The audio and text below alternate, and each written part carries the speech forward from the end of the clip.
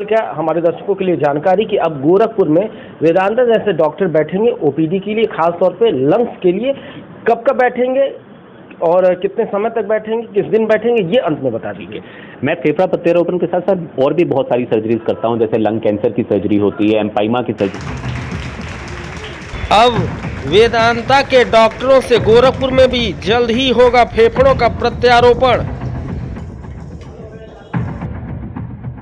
गुजरात से गुड़गांव तक वेदांता टीम ने फेफड़ों को पहुंचाया सुरक्षित, रचा इतिहास।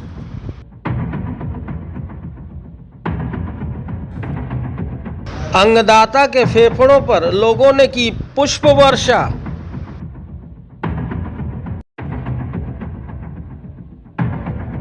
गुड़गांव से गुजरात तक हवाई यात्रा कर बचाई गई सीरियस पेशेंट की जान। ठीक है, न्यूज वॉच 18 में सभी दर्शकों का बहुत बहुत स्वागत है। मैं हूं सोनय पांडे और हमारे साथ इस समय मौजूद है वेदांता हॉस्पिटल के हर्षवर्धन पुरी सर।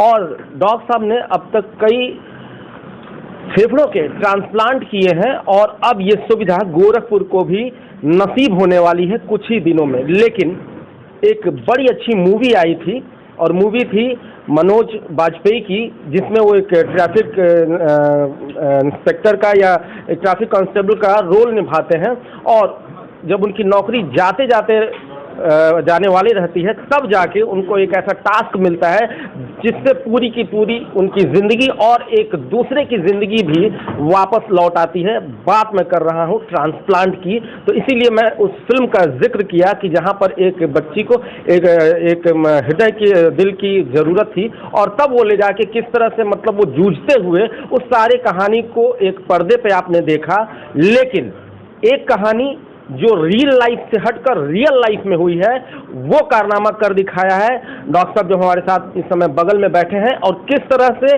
वो वेदांता हॉस्पिटल की यात्रा करते हैं और गुजरात के जूनागढ़ में जाके फिर वहाँ एक मृत व्यक्ति के एक जो अच्छे हालात में कुछ घंटों तक फेफड़े मतलब जिंदा रहते हैं उनको किया जा सकता है। तो किस तरह से वो ट्रैफिक को चीरते हुए, किस तरह से वहाँ के सरकार के साथ सहयोग बनाते हुए, समन्वय बनाते हुए, और किनका किनका सहयोग रहा। डॉक्टर नरेश त्रेहान का भी उसमें बहुत बड़ा हाथ था। तो सबसे पहले उस जर्नी की ही हम बात कर लेते हैं कि इतना बड़ा टास्क था वहाँ से फेफड़े को सही सलामत लाना और फिर किसी में ट्रांसप्लांट करना, वो कहानी बताइए। देखिए, कुछ दिन पहले जब हमारे 7वें ट्रांसप्लांट के लिए कॉल आई कि एक फेफड़े अवेलेबल हैं जूनागढ़ गुजरात में, तो देखिए दिल्ली से जूनागढ़ जाना और 6 घंटे में फेफड़े ला के प्रत्यारोपण करना ये एक बहुत बड़ा मुश्किल काम था। पर फिर हमने हमारे सीएमडी हैं उनसे बात की तो उन्होंने कहा कि आपको जो भी सर्विस इसके लिए चाहिए हम वो प्रोवाइड करेंगे। सो मेदांता के पास अपना एक प्राइवेट जेट है जो उन्होंने हमें प्रोवाइड किया, जिसकी वजह से हम इमीडिएटली गुरुग्राम से जूनागढ़ पहुंचे। जब जूनागढ़ हम पहुंचे तो जूनागढ़ में कोई एयरपोर्ट नहीं है, तो वहां से कुछ 100 किलोमीटर दूर एक राजकोट एयरपोर्ट है जहां पे हमें उस जहाज को उतारा गया। और उसके बाद जो हमने उतर के देखा कि इतनी कोऑर्डिनेशन थी, जो मेन ट्रांसप्लांट कमेटी होती है हिंदुस्तान की, उसका नाम नोटो होता है, जो एविएशन इंडस्ट्री होती है वो, और जो गुजरात गवर्नमेंट थी। हम जैसे ही वहां उतरे 1 मिनट के बाद हम बाहर गाड़ियों में थे और कुछ 1-1.25 घंटे के अंदर हम राजकोट से 100 किलोमीटर की दूरी पूरी करके जूनागढ़ पहुंच गए। और वहां पे हमने जब असेसमेंट किया तो फेफड़े हमें बहुत अच्छे लगे, उसको एक्सप्लांट करके हम वापस लाए। सेम हमें जब हम बाहर निकले, मैंने जो ये राइटअप लिखा था वो इसलिए लिखा था कि जब हम बाहर निकले तो हम बड़ी जगह गए हैं फेफड़े लेने के लिए इससे पहले, पर जूनागढ़ की जो जनता थी कम से कम 1000 लोग बाहर खड़े हुए थे और वो भारत माता की जय, वंदे मातरम के नारे लगा रहे थे और सारे उस फेफड़े पे हम लोगों पे फूल फेंक रहे थे कि जो देखिए उस इंसान की तो मृत्यु हो गई जो, लेकिन उसका एक अंग जो है वो आज भी एक इंसान में जीवित है। सो इससे शायद मुझे लगता है बड़ा ह्यूमन रेस के लिए कुछ हो ही नहीं सकता। हमारे लिए सबसे बड़ी चीज़ क्या है सर, ये मृत्यु लोक है, हमने मरना ही मरना है। तो अगर आपकी मौत के बाद भी आपका अंग किसी में जीवित हो सकता है, मुझे नहीं लगता कि इससे बड़ी कोई चीज़ हो सकती है। निश्चित रूप से दर्शकों अपने आप में बहुत बड़ी बात है, क्योंकि जिंदा रहते तो आप इस समाज के लिए क्या काम आए वो अलग बात है, लेकिन मरने के बाद भी अगर आप अपने अंग को दान कर दें तो कहीं ना कहीं वो यादें, वो सारी चीज़ें एक दूसरे व्यक्ति के अंदर दिखाई देती हैं और कहीं ना कहीं वो आप खुद भी हो जाते हैं। ये बताइए आपको कैसे सूचना मिली और फिर जो व्यक्ति था उसको क्या बीमारी थी और क्या था? जो हमें सूचना मिलती है वो नोटो एक एजेंसी होती है, उसके थ्रू मिलती है कि फेफड़े कहाँ अवेलेबल हैं। जो पेशेंट थे वो हमारे यहाँ पे एडमिटेड थे, वो बेसिकली एक नर्स हैं जो पंजाब के तरफ काम करती हैं और बड़ी ही छोटी उम्र की हैं, 36 साल की वो नर्स हैं। उन्हें इंटरस्टिशियल लंग डिजीज नामक बीमारी हुई, जिसको आप लंग फाइब्रोसिस भी कहते हैं। वो उनको टीबी की वजह से हुआ था कि उनको कुछ साल पहले 10-15 साल पहले टीबी हुआ था। टीबी की वजह से उनके फेफड़े बिल्कुल ही खराब हो गए, ब्रोंकाइटिस और मिक्स कंपोनेंट था, उसकी वजह से वो बिल्कुल सांस भी नहीं ले पाती थी। उनको एक 10 कदम चलने के लिए भी कम से कम 8 से 10 लीटर ऑक्सीजन की जरूरत पड़ती थी। और जब फेफड़ा प्रत्यारोपण आपने कर दिया, आज वो वार्ड में आ गई हैं, शिफ्ट हो गई हैं और वार्ड में वो नॉर्मल बिना ऑक्सीजन के अपना काम वाम कर पा रही हैं। अगले 2 या 3 दिन में हम उनको डिस्चार्ज करके अपने घर पे वापस भेजने की तैयारी कर रहे हैं। तो ये जो एक्सपीरियंस था आपका इतनी दूर तक, वैसे तो आपने कई किए होंगे अब तक ट्रांसप्लांट फेफड़ों के, लंग्स के, लेकिन ये जो एक्सपीरियंस था ये बड़ा अनोखा रहा होगा क्योंकि आप उस पूरे ट्रैवलिंग के दौरान आप खुद रहे होंगे, क्योंकि बिना आपके ये काम हो नहीं सकता। डॉक्टर त्रेहान और भारत सरकार किस तरह से आपके लिए मददगार साबित हुई?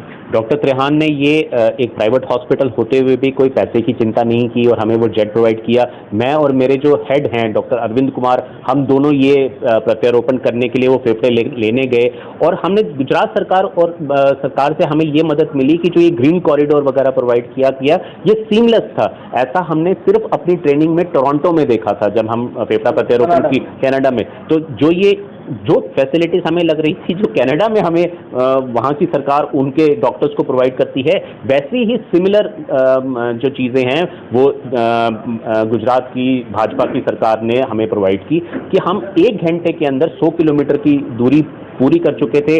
पुलिस हमारे साथ हमेशा थी, हमें कहीं अपना सामान तक उठाने की जरूरत नहीं पड़ी। सारा का सारा जो वो था, वो इक्विपमेंट वगैरह केजीज के हिसाब से इक्विपमेंट होता है, वो सब पुलिस ने ट्रांसपोर्ट करके दिया। डॉक्टर साहब, माना जाए क्या मतलब कि अगर लंग्स ट्रांसप्लांट की इंडिया में अगर बात की जाए तो ये पहला उदाहरण होगा सर, इस तरह से इतनी दूर जाके मतलब लाना? सर हमारे लिए ये पहला था क्योंकि हमने मोस्टली जो फेफड़े लिए थे वो दिल्ली एनसीआर के आसपास से ही पहले लिए थे। एक बार हम नागपुर भी गए थे, बट जो जूनागढ़ का एक्सपीरियंस था वो कुछ हटके ही था, इसलिए मुझे ये राइट अप लिखने का मन किया। सब ये तो वहाँ तक की यात्रा की बात हो गई जो अपने आप में कहीं ना कहीं एक बहुत बड़ा कीर्तिमान है ट्रांसप्लांट के पूरे इलाके के लिए। लेकिन बात अगर गोरखपुर की जाए, एक छोटा तो नहीं कहूँगा लेकिन विकसित शहर, योगी जी का शहर है और काफ़ी डेवलपमेंट किया जब से वो मुख्यमंत्री बने हैं। ट्रांसप्लांट का नाम सुनते ही इंसानी जहन में जो पैसों का जो खेल समझ में आता है, जो फिगर आउट होता है वो बहुत लंबा चौड़ा होता है। मेरे ख्याल से अभी भी 30-40 लाख रुपए लग जाएंगे। तो अभी तो ये केवल एक बड़े ही कुलीन वर्ग या बड़े अमीर वर्ग के लिए संभव है। क्या ऐसा हो सकता है आने वाले दिनों में कुछ सरकार चाहे तो? जी सर, योगी सरकार तो आपके यूपी में इतना अच्छा काम कर रही है। हमने ये मिशन यूपी की तरह लॉन्च किया है। हमने 6 महीने पहले ये ओपीडी लखनऊ में लॉन्च की थी और लखनऊ में अच्छी सक्सेसफुल ओपीडी चल रही है, इसीलिए हम उससे आगे बढ़ते हुए आप गोरखपुर आए हैं।